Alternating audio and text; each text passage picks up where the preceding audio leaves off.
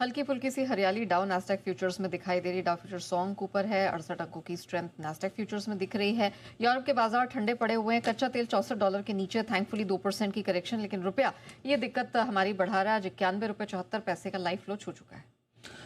नेहा जी, देखिए, कोई इन सबसे तो कोई खास फर्क पड़ता नहीं है, खाली 1 रुपये को छोड़कर।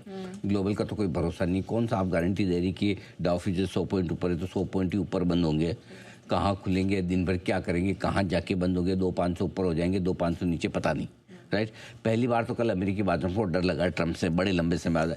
एक बार पहले लगा था जब शुरू में अप्रैल में जो आया था वो टैरिफ। हाँ, उस समय जरूर गिरे थे। वहाँ से इनका डर निकला, जो फिर तो कभी कभी डरे ही नहीं। कल पहली बार इनको डरते हुए देखा, अच्छा लगा। हाँ, अच्छा लगा। अमेरिका वाले भी डरने चाहिए, खाली हम ही हमेशा डरते रहे अमेरिका वालों से, ऐसा ठीक नहीं। खुद को खुद से भी डर लगे तो अच्छी बात है। तो पहली बार कल थोड़ा अमेरिकी बाजारों में डर दिखा ट्रंप का। अब डे 2 होगा नहीं होगा देखने वाली बात है।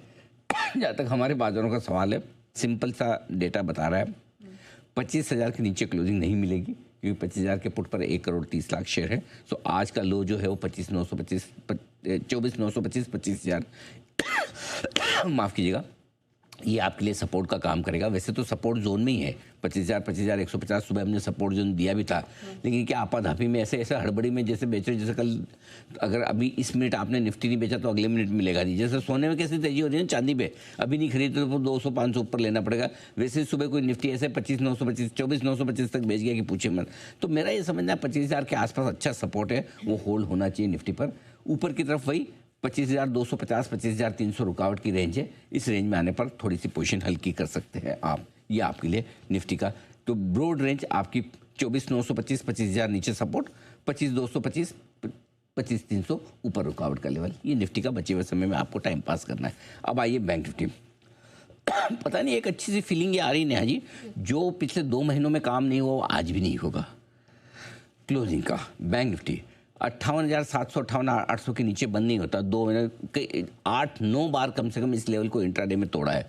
नीचे में 58,650 तक भी गया। आज पहली बार 58,300 के नीचे तक भी जाके आया है बैंक निफ्टी, लेकिन रिकवरी भी उतनी शार्प हुई।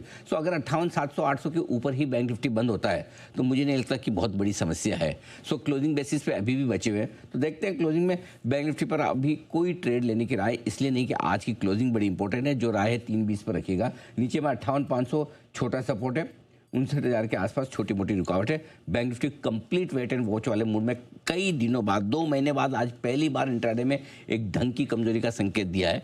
वो कमजोरी का संकेत क्लोजिंग तक रहता है या नहीं रहता है, वो देखना जरूरी है। सो हमें कोई प्री-एम्प्ट करने की ज़रूरत नहीं है। इस सिग्नल आने दीजिए। कई बार आपको ये होता है कि मार्केट में पहले से अंदाज लगाना होता है, और कई बार ये होता है कि आपको पीछे रह के फॉलो करना पड़ता है। ये बैंक निफ्टी आज पहले से अंदाज लगाने वाला नहीं, पीछे रह के फॉलो करने वाला है।